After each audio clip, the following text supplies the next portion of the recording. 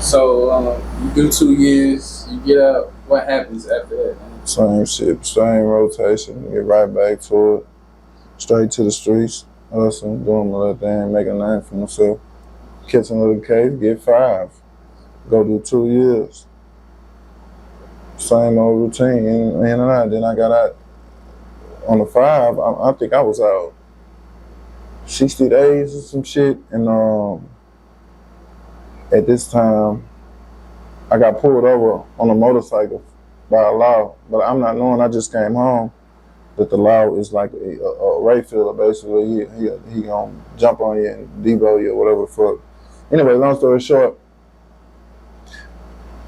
the nigga pulled me over or whatever, and I'm trying to run or whatever, but the nigga. So when I try to take off the run, he tackled me from the back or whatever. So once he crawled on top of me, the nigga hit me in my motherfucking eye, man. Big black ass nigga had like some padded gloves and shit. Nigga did like some UFC. Boom. Hit me in my eye. So boom, I'm on the ground. I'm like, oh shit, this nigga hitting. So but when I look, I just like dark burgundy blood in my motherfucking hand. So I blank out. I don't even think. You know what I'm saying? So I just fire off on the nigga. Bah! The nigga fell. Now he asked that. Well, now we asked the ass in the street like this. You know what I'm saying? And the nigga immediately go to his strap, you know what I'm saying? So I ball up like, nigga, like, motherfucker, you don't know how I blow your motherfucking brains out. 112 requesting back up. So, but I'm balled up like, shielded. I'm like, damn, my bad, bro, you hit me. You know what I'm saying? First, it's reflexes. He like, nigga, you don't know who the fuck I am. So he put the strap up, trying to talk to the thing. All I'm thinking is I just did 2 years. I ain't even trying to go back. So I just windmill him again. Boom, when I hit him, his glasses go this way. And he go back, boom. So all I'm thinking is just grab the nigga. So I got the law man, but he fucked up. You know what I'm saying? He like, so I got him like this here. But the thing is going off, and it's like, 112 requesting backup. He said that or whatever, and they was like, what's your 20? We can't assist you unless we know you're 20 over. All I'm thinking is, just don't let this nigga get on this motherfucker. You know what I'm saying? So I got him like this here. I really don't know what else to do. I'm really kind of discombobulated. So when I push up off the nigga, boom, and I jump up. The nigga laying down, and I'm up. I'm in like in a fighting stance and shit, but it was a smoker standing there watching the whole shit or whatever. I don't even remember him, but the nigga literally saved my life because he was like, goddamn, once you did what you had to do, shit, you might well just go and run. And I click, I'm like, yeah, I'll just take off. Long story short, so I ended up getting away or whatever. But now they on a fucking manhunt all around the motherfucking neighborhood. I'm only telling this because it's all kind of stories about what happened. This is what actually happened. So they on a like manhunt looking for me. They hopping out, beating up niggas and shit all on this area. Tell Iceberg when we catch him what we gonna do to him. Young officers coming in like, yeah, I heard he like to fight laws. I'm gonna tell him I'm gonna do this, that, and the other. Third, so they hit my house, my mom's house in the apartments in Booster Park, Santa Plaza. Yeah, I think it's called Rose Plaza now, but and now, and so they come in this bitch all suited and booted with whatnot, and my mom like, dang, he not here, or whatever. So she called me and like, hello. I'm like, what's up? She's like, where you at? I'm like, shit, I'm in the hood. What's up? She's like, man, turn yourself in. I'm like, turn myself in? Shit, hell no, shit. I just got out. Like, fuck that, you know what I mean? And remind you that I told you that the HPD killed my uncle in the 70s. So my uncle was always saying this folk shit I heard growing up that he would say like, shit, I'm holding court in the streets. I ain't going back to prison. So I don't know why that shit snapped in my head when I'm talking to my mom and shit. But she like, hey man, these laws came here and they said they gonna kill you. And they said you should turn yourself in before they hurt you and all that. I said, man, I ain't turning myself in. I'm holding court on the street. I'm just talking belligerent, and she went ham on my dumb ass. She like, nigga, you gonna be dead like your uncle, your stupid ass. But long story short, they looking for me on the manhunt, man. I'm telling you, bro, like I got away like 2 or 3 times because this one time the law hit the corner with me and my baby mama. This is the time I ain't had Gucci yet, my bad, or whatever. And I'm right there, so it's like a car hitting the corner, and they started staring at me and shit. So I flashed the burn at them like, what the fuck you started looking at? They get on. And she's like, just go. So I burn off. It's the law. They come. So we like, why y'all coming like this? They like, he's considered armed and dangerous, and we can't. So I'm like, oh, so that's how I keep slipping through the crack, because they can't approach me one at a time. So this has actually helped me run for longer. But anyway, so I had to run to West Street. So that's how it came about with me going to West Street and hanging over there and hustling, because this off to the side, that motherfucker was $1 million block. You know what I mean? I had a homeboy, one of my close friends was from over there, so he was just like, shit, nigga, come over here, nigga, you running from over there, you know, you hot as firecracker over there, just come. So, and that's how they came, and we created the little clique, cream team or whatever, and that's how that all branched off and started right there. I ran over there for a while before they caught me, and ended up getting 16 years. What was the significance of the cream team, man? Because I seen a picture of y'all that Mike showed me. Right. Y'all was getting ready to go to a concert. Oh, yeah. That was some wild years. That was the young years. And I was the oldest one out of them besides for Yak. Yeah. But I was the oldest one. It was my little homies. And I was over there. And it was just cool, man. That was my fam back over there on West Street. I gave me a place to run out and hide to. Yeah. And little Mike, you know, we raised him on the corner. He just was literally raised on house to house on the block. You know what I'm saying? Yeah. Hell yeah. So it was love. It was cool over there. Like a motherfucker. So we started the whole little cream team, which meant everybody know cash rules everything around me, but the team is together, everybody achieves money. That was the whole thing. But when I went to prison, it branched off to a bigger thing. You know how most shit start. Yeah. So that was the younger generation out there. But the initial guys, it was like 7, 8 of us, and that was our shit. So could you talk about the sentence you had? I ended up getting 3 16s when I got caught for that. I ended up beating an assault on a police officer, getting that drop. I signed for 3 16s, ran concurrent for almost a kilo of cocaine, 223, and 9 ounces of hard. And I ended up doing 4 years on that. 4 years flat on the 16. Prison time? Yeah, in TDC. Could you talk about the prison experience? Like, was there like Houston and Dallas? That's still going on right now, but it's just not, the rivalry ain't as bad as it was back then. Yeah. Out the rip, coming in the penitentiary in the 90s, late 90s, early 20s. Yeah, we're not finna be friends just off rip, just off. You know what I'm saying? Different cultures clashing. Yeah, they felt like they were harder than us. We felt like we was better than them, get more money than them, whatever the case may be. Then, you know, I ain't gonna lie, but Fifth Ward is known in the penitentiary, like, on guard. So any unit, if you're official nigga, when you hit the unit, it's gonna be understood. Your card, your resume already pulled up, and a nigga be with the shit anyway. So it's just home away from home and that motherfucker. Sad to say.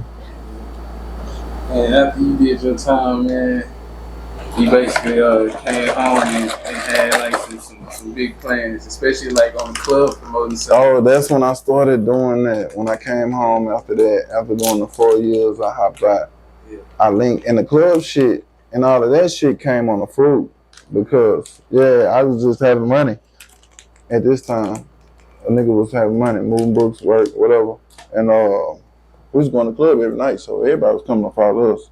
Just true to be told. So one of the dudes that was having the club, I'm like, yo, bro, we ain't finna keep coming to pay to come in here. Motherfuckers coming to see me, nigga. Whatever club we go to, Fifth Ward, that's where they come. And niggas like, well, I'm like, all right. So I hooked up with my boy Corn and Nino and Chris Mills, and we were just like, shit, y'all want to do this shit ourselves? We can do the same shit he doing over here. And shit, so we went heads up with a club that was real familiar at the time called Swivel. Yeah, Swivel. So we got a club that was down the street. You want that on? It don't matter, we good. All right. Yeah, so we actually got a club that was down the street from Swivel. And we went to war with them. And the first night that we had the club, it was a draw. It was a draw. Because they had awards at the Swivel for Hood Awards. So you get best dressed, rest in peace, He-Man. I think he had most consistent or whatever that was. And whatever the case, so we had half the city, they had half the city. The next, they had to close early. So the dude came down there and shook our hands like, man, I ain't gonna lie, y'all tapped me. And that was our introduction into the game. And we ended up linking up with him and doing Swivel again together. So that's how all that shit derivative to Plush, Quan getting his own shit going up with Plush and Bone, and you got Labor and the rest of them dudes. So that's what started the club promotion. It really was just on the flicks. But we had the motion and everybody was following us and shit, so we rocked out. We did a beach party. You can go back and look at the DVDs from C.R.E.A.M. We did that beach party, then we did a second one. and that bitch was phenomenal. Then on the third one, they did the whole city, and that's when the pandemonium started. And rest in peace, my little partner, OB son, Lil B, man, he got killed, man. He probably would have lived if it wasn't so crowded because they couldn't get to him, so he bled out on the beach. So that was the end of that. But yeah, that's how that all started. And speaking of the beach parties and everything, your movement, let's talk about Gucci Crew, man. How did that come about? Yeah, that was it. That was a point in time where I know everybody around your age, especially, well, especially the youngsters, like me and a couple of kids, we all wanted that Gucci Crew shirt. Right, that motherfucker symbolized. Yeah, that was crazy, man. We just hit the streets at the right time because the city was still new to the club scene as far as having something to do every single night. So having shit on Tuesdays and all that shit. So when we teamed up with them, man, we already had the streets because I was already popping in the streets. I go to the club, we're gonna throw a little money, we're gonna do all that thing, you know what I'm saying? We're gonna look good. And so shit, the social media came into play, got to popping on that motherfucker, and from there it took off. Shit, we was actually making money. Boosie, we done brought what's Gucci Man's girl named Keisha Q, we done brought Plies, I always went with Plies. We just started putting our own money, funding our own money, bringing them people down here, learning on our own, and shit, took a couple licks, but for the most part, it was productive, and I ain't give a fuck because I was in the street. I was having money. That's how I was cheating. That's how I was cheating other clubs. Like, I don't need y'all. I don't need y'all for shit. You know what I'm saying? Just give me the space. So motherfuckers will start. And Quan, he took it serious. And he was the book sense of the shit. You know what I'm saying? And showing us what to do and how to, you know what I'm saying? And going in there to the meetings and shit. So that's how that shit took off. And then it seemed like before social media evolved, you already had social media on life, whether it was like Facebook or Instagram first came out, like you was ahead of your time. Right, that was crazy too because when I went to prison, before I went to prison, Instagram had just started as far as the videos. At first it was just straight pictures. And me, I'm in the streets, I never paid attention to that shit, not knowing I'm just was naturally funny nigga, you know what I'm saying? And my shit was double funny because I'm actually a street nigga for the people that really know me and see me doing this goofy shit. It's like funny because I'm with the shit too, you know what I'm saying? So when I started doing that shit, and I'm not even taking it serious, you know what I'm saying? I'm just being funny.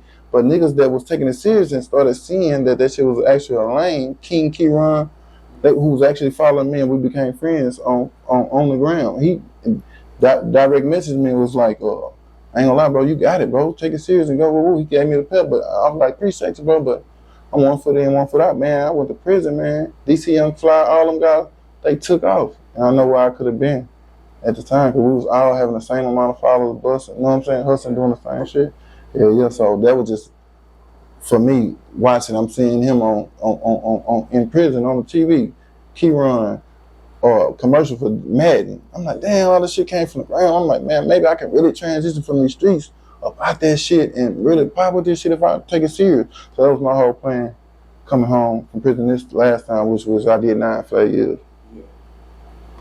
And then we're gonna talk about Sweetwater, man. Oh man, rest in peace, Sweetwater.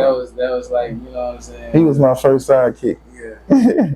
It's not like now I got Jazz. Yeah. He was my first sidekick, man. Rest in peace. Did you know Sweetwater when you was a youngster? Or you just Yeah. I always knew of him, but we never until I got grown I keep him. But yeah. You know, everybody in Fitwater is pretty much family. We all family whether real or not. So it's like different. Like when you in the inner city neighborhoods, the motherfucker gonna know you. Like that's Ernie Lee grandson over there, and they went over there shooting or whatever. So yeah, so we've been.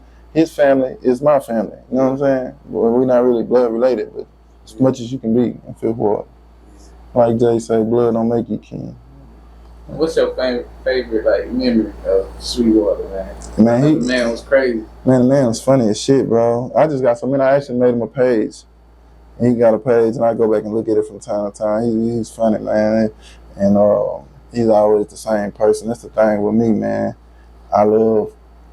I'm different because I'm a street dude, but that shit ain't appealing to me. Like, I'm trying to get out of this shit. That's like when I got cool with Steve Francis, he's one of my close friends. I was on him to like, man, fuck, be hanging out here, man. I did this shit all my life, let's go. But it was just different because he already did everything there is to do. And then I already did this shit. This shit ain't appealing to me, so it was crazy. But yeah, he ended up being one of my close friends. But that's how I matched him and Sweetwater together, you know what I'm saying? We all would kick it, yeah. And was you a fan of Steve Francis? Like, did you fuck with his game? Way before I ever met him, like, yeah. That was my dude. Cause I'm from Houston. I'm pro Houston. Anything Houston, I'm for it. But so when I finally got the chance to meet him and kick it, yeah, through his affiliation with the old man on Little Road and shit. So yeah, we became real close. Yeah. Yeah, and to this day, man, y'all locked in. Yeah, that's my dude. For sure, man. So we gonna talk about your last situation when you was incarcerated, man. Could you speak on it? Yeah. When I had this was when I got to 16. Oh yeah. So now I'm in the streets, whatever.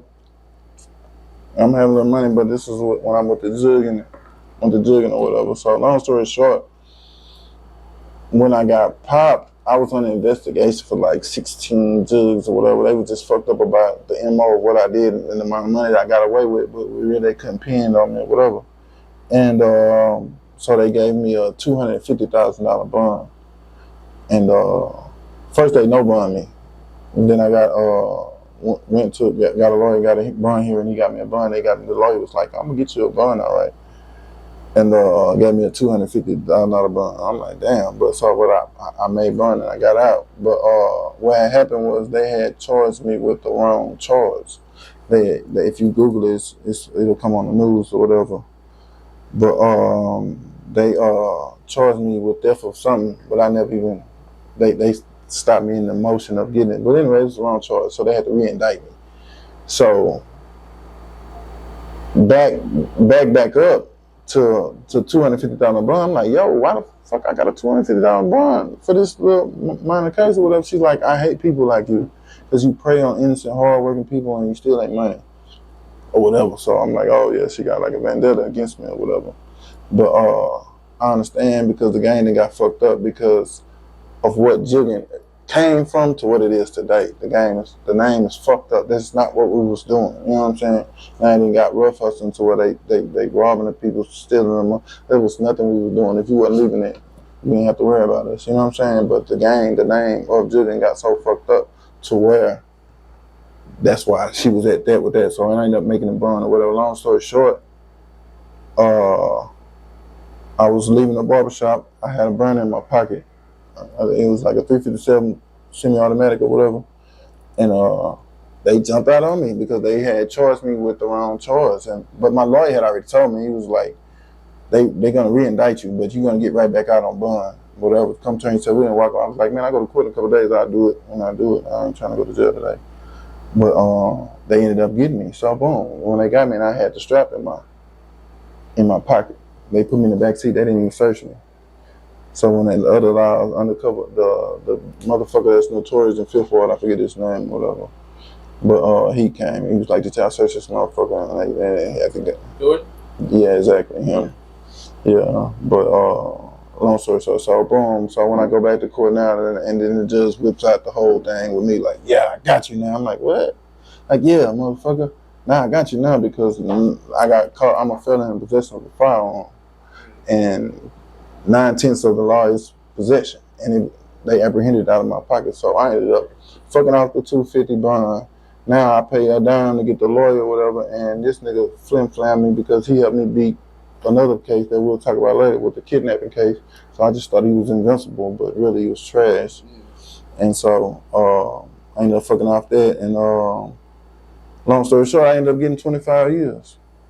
25 years under the minimum law because it's 25 to life with my habitual history. I've been in prison 4 times. So if I get caught jaywalking, I'm going to the penitentiary. It's fucked up. It's my record. And you made the news at the point too, right? Like with the situation? Yeah. It was this thing that had me, but they actually ran over me, and if you go back and look at the video, they just got my picture because I was in an ambulance. They ran over me with the car, and my hand, there's a scar. I don't know if you can see it. It goes from here to here. Yeah, I see. It got my whole hand. I had to have surgery, put it back together. So I just balled it up and squeezed my hand while I was locked like this until I got to the hospital. So actually they got my co-defendant on there, and he's talking shit to him like, I don't give a damn, call it what you want, call it with that. So you don't actually get the footage of me because I was rushed to surgery for this shit. Yeah, well, they ran over a motherfucker. Really, and I'm smoking weed. I'm finna take a little weed break or whatever, but I got a weed card because I'm post-traumatic from all these motherfucking years of stress and prison, and so y'all see me burning, man. Don't pay me no mind, man. Don't worry about it.